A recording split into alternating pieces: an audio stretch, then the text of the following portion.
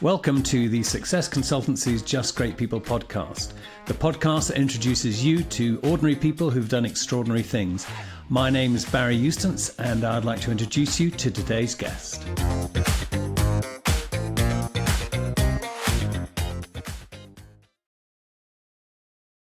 Hi, everybody. Welcome again to the Just Great People podcast. Barry Eustance here, joined today by Simon Hartley. Simon is the CEO of Be World Class. And Simon is not only inspirational, he should inspire you, because Simon spends his time inspiring other people to do great things. So with no further ado, Simon, please do tell us your story, and I'll listen carefully in the corner here. Thank you. I love the title of the podcast, by the way. Just very people have a wonderful, wonderful title. Good. Thank you. Yeah, my journey is quite I find it very interesting. Anyway, my background is sports psychology, and when I say that to most people, they go, "What? You can make a career out of sports psychology? You can do that professionally?" Well, yeah, and actually, when I started, the discipline was really young, so I was probably one of a handful in the country who was doing sports psychology, applied sports psychology in a professional capacity, and sort of grown up with the profession ever since.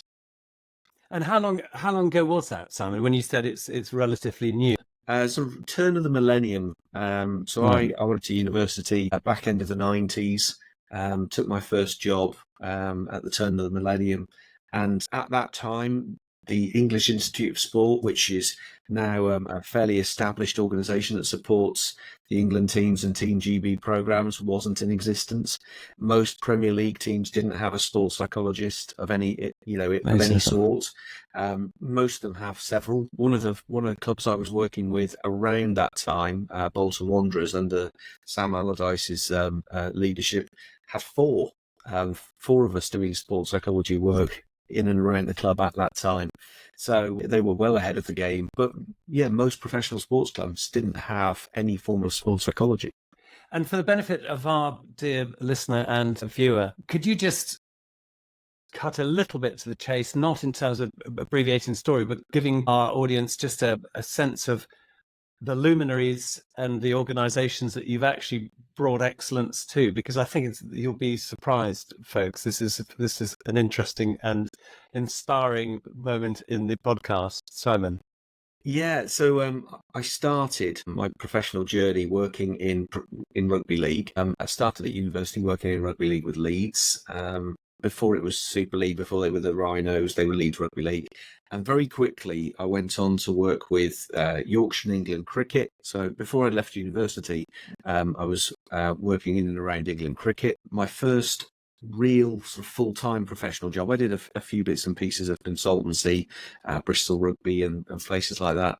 But my first sort of big job was with Newcastle Falcons.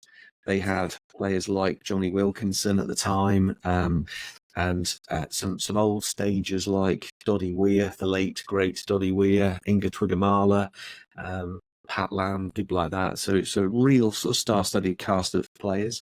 I was with them for a very short period before I got headhunted by a football club, Sunderland Football Club. My first season working in Premier League football was with them, and it was a very, very interesting, very educational, turbulent, painful year.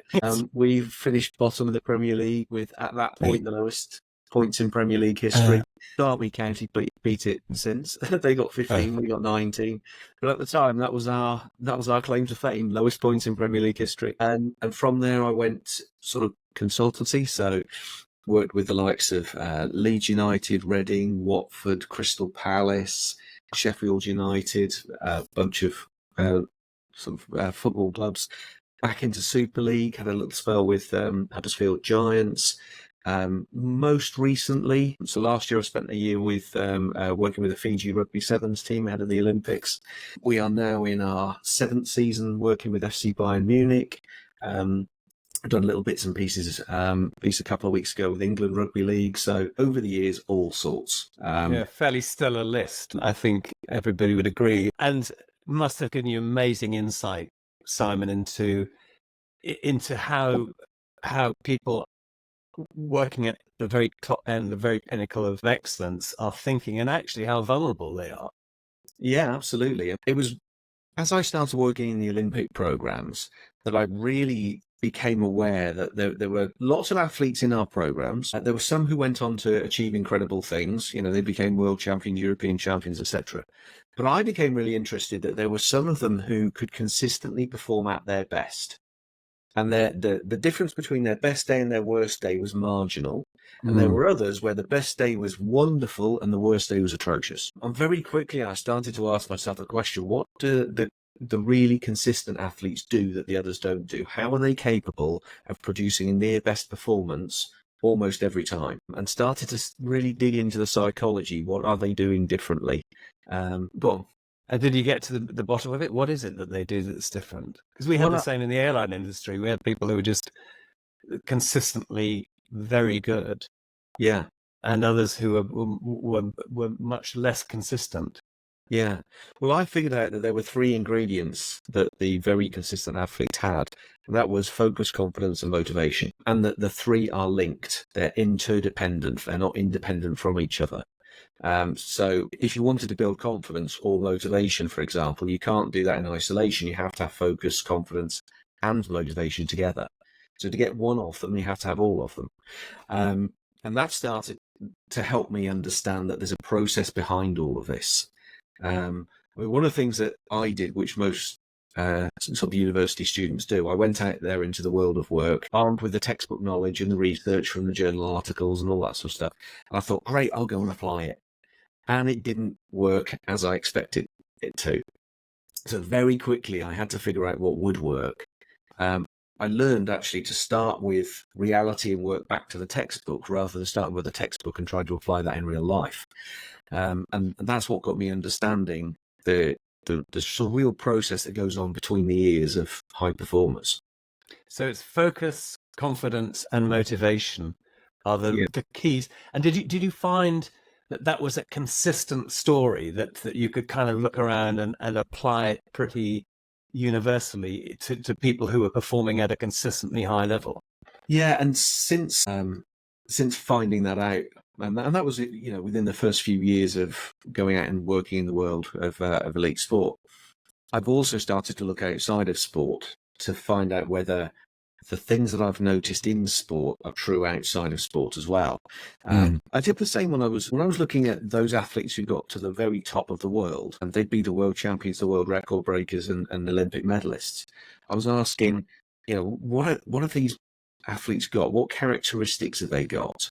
And it wasn't that they were super talented.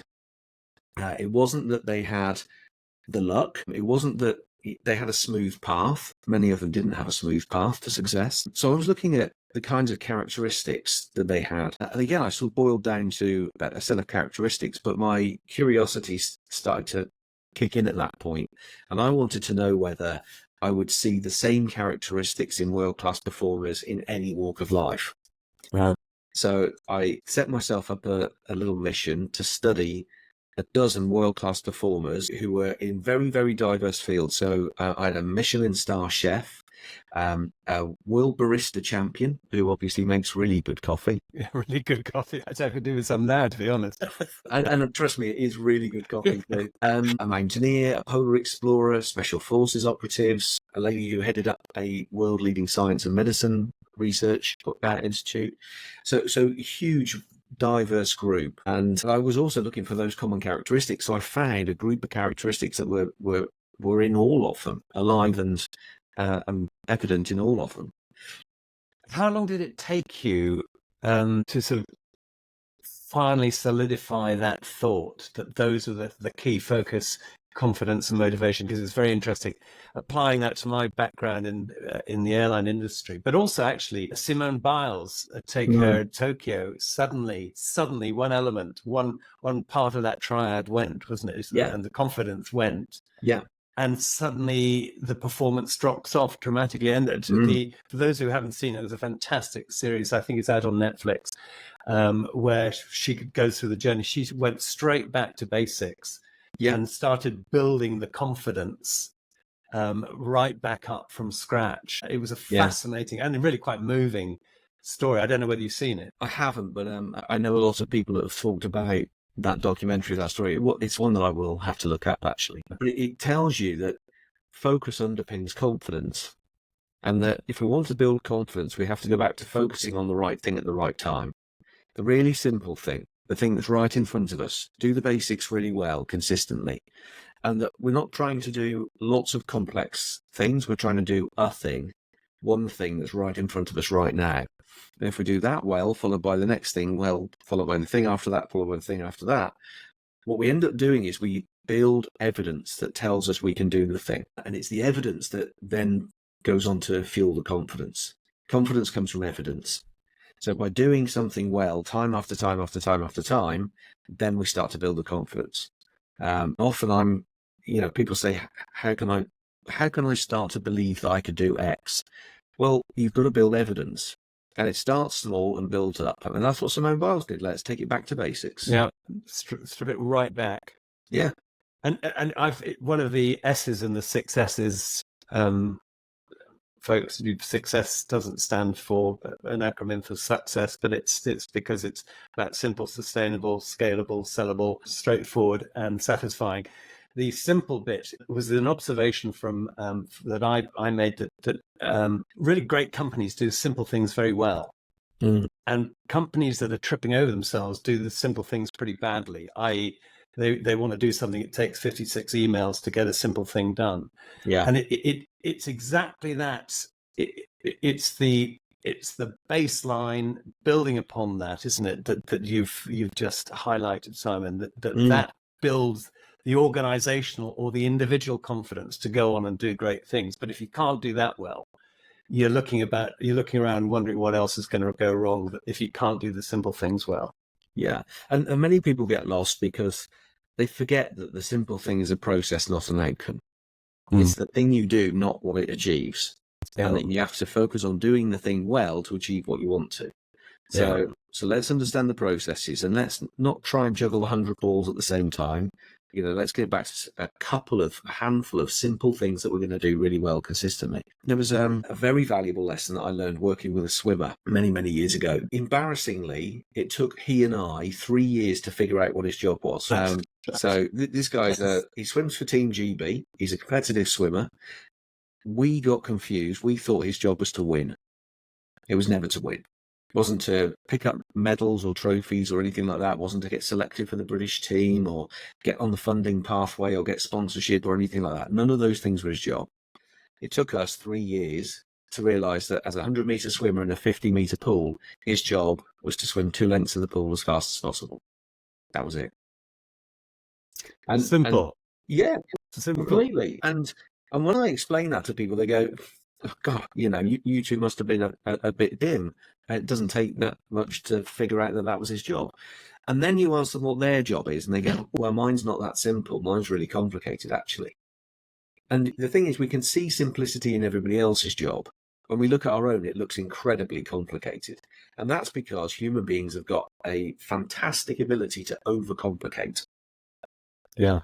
And when I then asked the swimmer, okay, great, your job is to swim 2 lengths of the pool. Tell me the top 5 things that you need to do to swim that 2 lengths of the pool as fast as possible. He said, what do you mean just 5? And I said, no, the top 5, the 5 that have the biggest impact. What are those?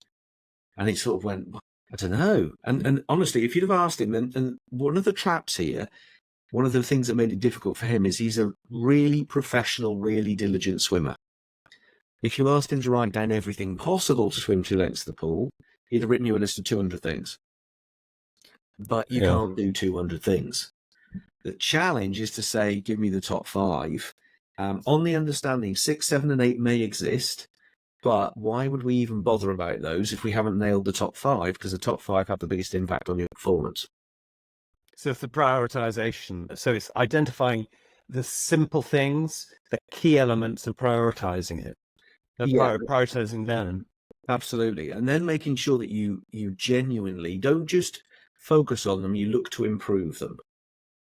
Because, the first thing to do is to sideline all the other things and make sure the lion's share of your focus, time, attention, energy, etc., goes on to the most important 5 things. But then we don't just do them, we improve them over time. So I then asked him, so his 5 things, his first one was start fast, which he measures as time to 15 metres. The second one was a fast but efficient first length, because if it's only fast, he's got 2 lengths to swim. He's not going to get home very quickly if he uses all his energy on the way out. Quick turn around the wall was his third. Hold your speed for as long as you can on the way back was his fourth. And then touch the wall with 2 hands. Because if you don't in breaststroke, you're disqualified. Right. The rest of it was a waste of time. That should have been the first, really. And he knows that if he nails those top 5, that's it, job done, pretty much. So once we established those and we started to focus on them, I also asked him, how good are you at these right now? Even if we just gave them a 0 to 10 score, if that's all we do, 0 means there's nothing good, 10 means it's perfect. How good are you at these 5 things? And he kind of went, 5 out of 10, 4, 6, 3. There's a lot that I can improve here. So it's really important to focus on the simple things, but it's also important to improve them. So I asked Chris, on a really basic level, let's score these on a 0 to 10 scale, where 0 means there's nothing good whatsoever, 10 means it's perfect, it's flawless, you can't improve it. And when he looked at his performance, and this is something I've also noticed that genuinely high performers do, they won't ever score themselves a 9. I've asked junior athletes to score themselves. I've asked world champions. World champions tend to score themselves a 4. Junior athletes will score themselves a 9. And it really just shows us how much headroom we've got. So I asked Chris, and he'd say, I'm about a 5 on that, and I might be a 6 on that, but I'm a 4 on that, I'm a 3 on that, etc. And all we did so to give you the sort of the start point for him, his start point was he was not even in the top 4 swimmers in Newcastle. Never mind Great Britain or the world or anything like that. When we finished working together, he was a double Olympian. He was an Olympic finalist, double Commonwealth gold medalist, double Commonwealth record holder and champion, and finished his career 7th fastest in history in the 100 metres breaststroke. That's before Adam Peaty got his hands on the history books. That's an extraordinary story, isn't it? I mean, just you putting that down to the focus, I guess we're back to it, isn't it? Focus and confidence and motivation, 3 legs of the stool of performance, I suppose. Yeah, but I mean, when we looked at what it was that actually turned him from a not quite sort of, it wasn't really on the GB radar. So he wasn't really an international swimmer towards the beginning. And what made him into a genuinely world-class athlete? It's not that he got taller. It's not that he got webbed hands and webbed feet. None of those things happened. What did happen was that he used every single training session more effectively than the people around him. And that's because we just worked on these 5 things, but we worked on them for years. 2 sessions a day, plus the work that he did in the gym and, the work he did with the physio and the nutritionist and everything. Everything we had to do had to propel us with these 5 keys and help him swim 2 lengths the pool quicker. So we were hyper focused. When he actually sort of dismantled his training program, he ended up putting 66% of it in the bin because it didn't pass the test. It didn't actually help him swim 2 lengths the pool quicker.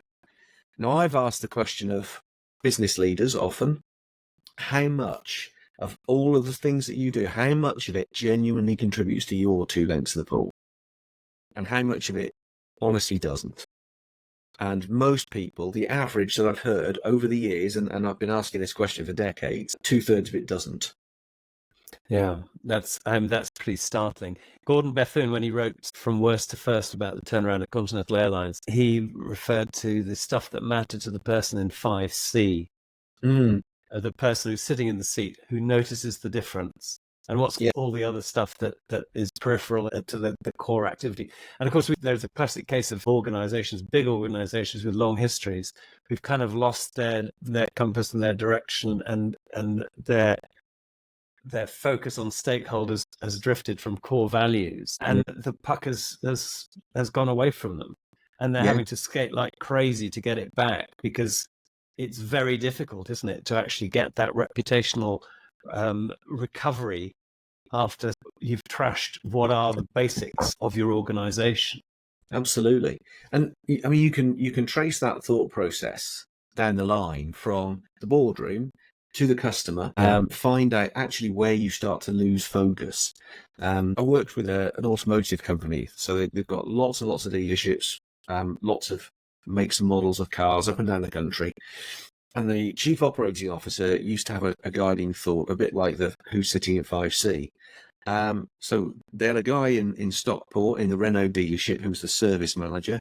Will it help run in Stockport to do a better job for our customers? Yeah, And absolutely. if not, why are we doing it?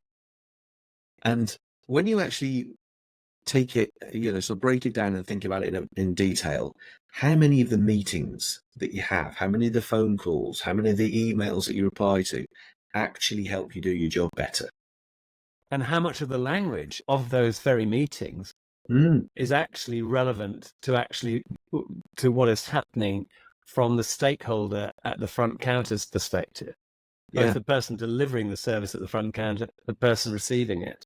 Yeah. And when we start turning the screw on that and liberating what I call our time and energy and focus, and then redirecting it on the genuinely important stuff, we find that our performance will skyrocket as well. One of the projects that the very, very first project that I got challenged with in business was from an insurance company, from a sales team in an insurance company. And the sales director was a friend of a friend.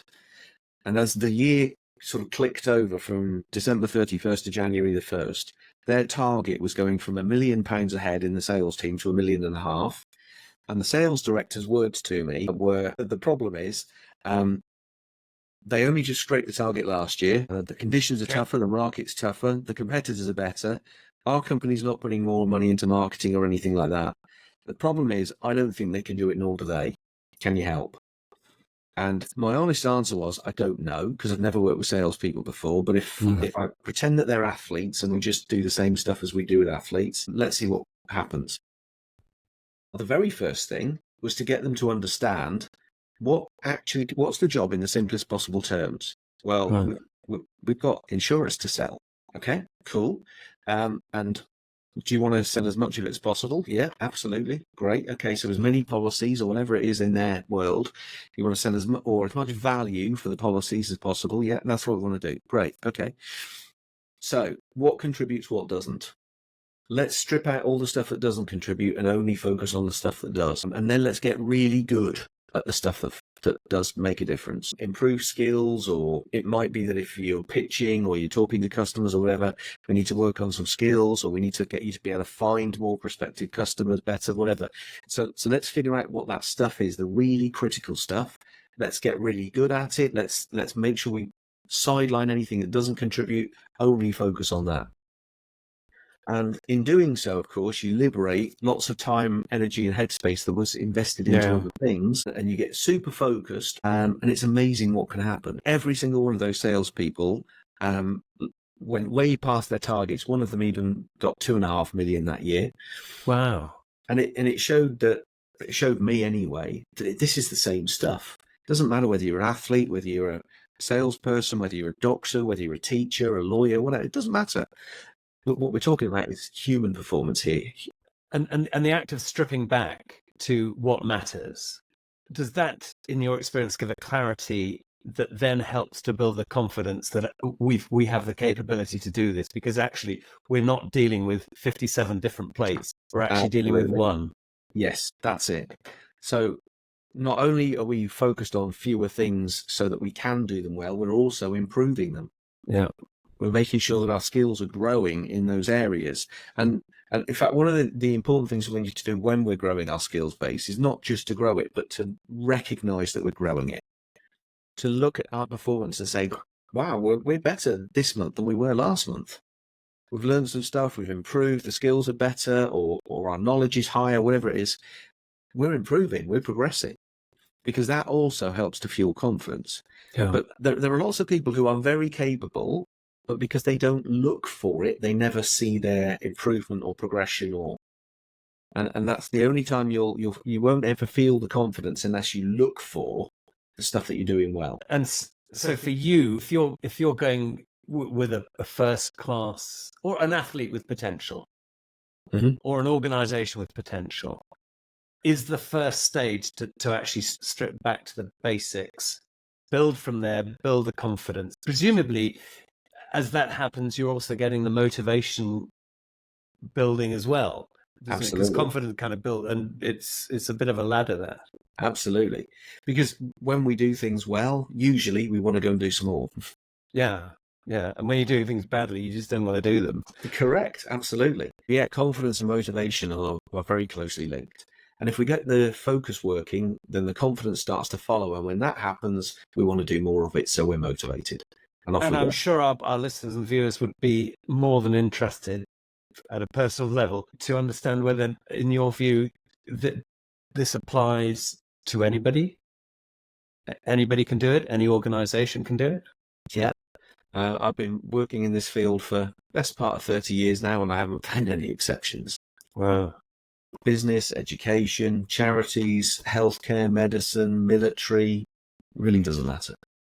Wow. I mean, fascinating, and actually must be massively satisfying from your perspective that you have the keys, but it must also be equally time consuming to ensure that the process is followed and the consistency is built. So massively time consuming. Yeah, I mean, like anything, if we want to achieve in life, normally we need to do the basics really well consistently for a long period. Yeah. And I haven't found any genuine shortcuts around that. It's not a sexy answer. The sexy answer is you can achieve wonderful things in 30 seconds with no effort. But of course, that's not the truth. No, It's not sustainable anyway. I mean, you might get a lucky flash in the pan performance, but it's not going to be sustainable. No, and it's exactly the same in the airline industry. That for anybody who's interested, my background obviously is flying airplanes over quite a long period of time, and the experience was exactly the same. That it's the focus on the basics, it's getting the basics, it's repeating them, it's doing it again and again. That's why we go in the simulator twice a year for 2 days of ritual humiliation. To do all the things that you hope you never see, and you see them 47 times in 2 days. You walk out and go, I don't know what happened. But it's about building the basics and showing them absolutely you can do that. So it's the message from Simon, because you've been a fantastic guest, Simon. Will you come back and can we talk about this some more, and particularly the leadership elements? But from the perspective of our dear viewer and listener watching this, the takeaways from today's podcast would be: keep it simple. Keep it simple, and if you can simplify and clarify, and then stick to doing the basics really well consistently, you won't go far wrong. If I ask world-class coaches, what is it that keeps you at the top of the world? They'll say we do the simple things, the basics really well consistently at a higher standard than anybody else. That's it. When we do that, there's not much else we need to do. Well, there you have it, folks. From Simon. Simon, you've been fantastic. Thank you so much. Will you come back and talk to us again about the next phase and leadership and other things that might be of interest to our listeners and viewers? Yeah. Great. It's been fantastic. Simon Hartley, thank you very much. We'll put a link to Simon's website on below, and it's Be World Class is the company. You can find it on Google. Simon, thank you very much indeed. Thanks for joining us on the Just Great People podcast. That's a big pleasure. Thank you.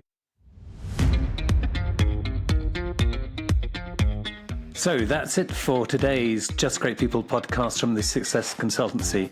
We hope and trust you've enjoyed it. Please join us next time, and please do remember to subscribe. Thanks for joining us.